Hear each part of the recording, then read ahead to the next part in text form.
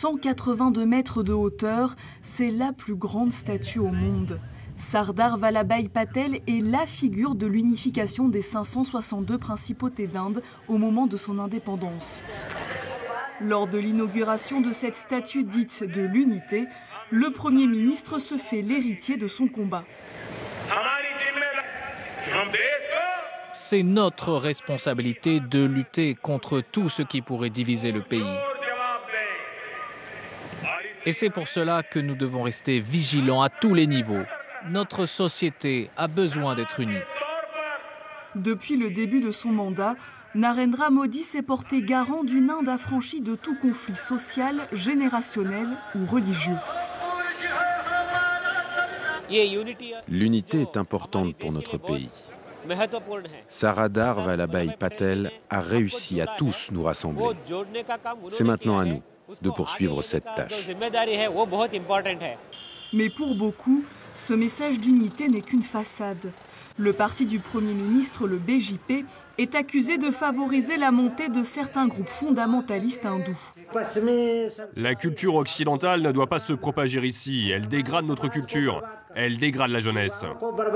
Muna Kumar Sharma est à la tête de l'organisation nationaliste hindoue Hindu Mahasabha.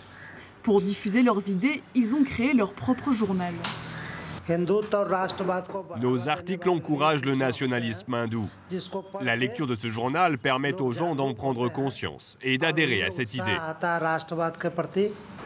Pour ce groupe, l'Inde est une nation réservée aux hindous.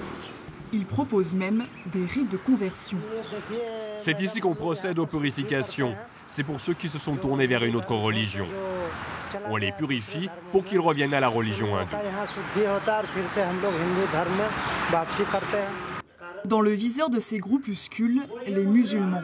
Ils reprochent à la minorité religieuse la plus importante du pays de consommer du bœuf, animal sacré de l'hindouisme. En 4 ans, plusieurs dizaines de musulmans ont été tués, des lynchages publics dénoncés par le principal parti d'opposition, le Parti du Congrès. Ces lynchages sont encouragés par des organisations politiques liées à l'actuel gouvernement du BJP. Ils agissent librement, ils font eux-mêmes la loi et commettent des actes de violence. Ce parlementaire fait allusion au RSS, une organisation paramilitaire ultranationaliste qui a compté dans ses rangs le Premier ministre indien. Selon lui, Narendra Modi est loin de promouvoir l'unité et n'est pas à la hauteur de ses ambitions économiques. Souvenez-vous, en 2014, il est arrivé au pouvoir grâce à des promesses très populaires. La création de 20 millions d'emplois chaque année, la redistribution de millions de roupies récupérées grâce à la lutte contre le travail au noir, le doublement du revenu des fermiers, la baisse des prix. Non seulement il n'a pas tenu ses promesses électorales de 2014, mais il a fragilisé l'Inde avec sa philosophie nocive et conflictuelle. Et parmi les plus déçus, les fermiers. Ces derniers mois, ils multiplient les manifestations pour dénoncer la baisse de leurs revenus. Yogendra Yadav est une figure politique populaire qui s'est emparée de leur cause. Le gouvernement dirigé par M. Modi est le plus anti-fermier que ce pays ait connu depuis 70 ans.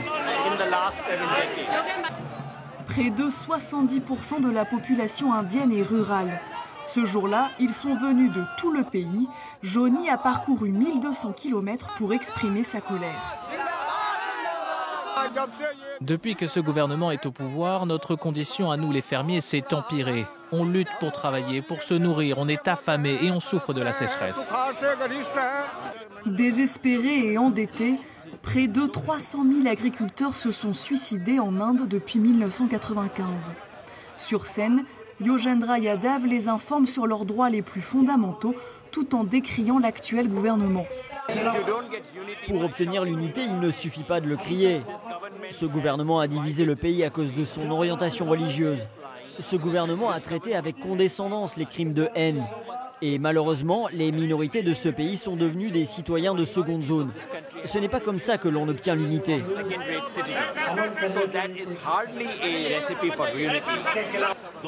Au printemps, 850 millions d'Indiens seront appelés à élire leurs représentants. La popularité de Narendra Modi est en berne. Sans le vote des fermiers et des musulmans, il lui sera difficile de former une nouvelle majorité.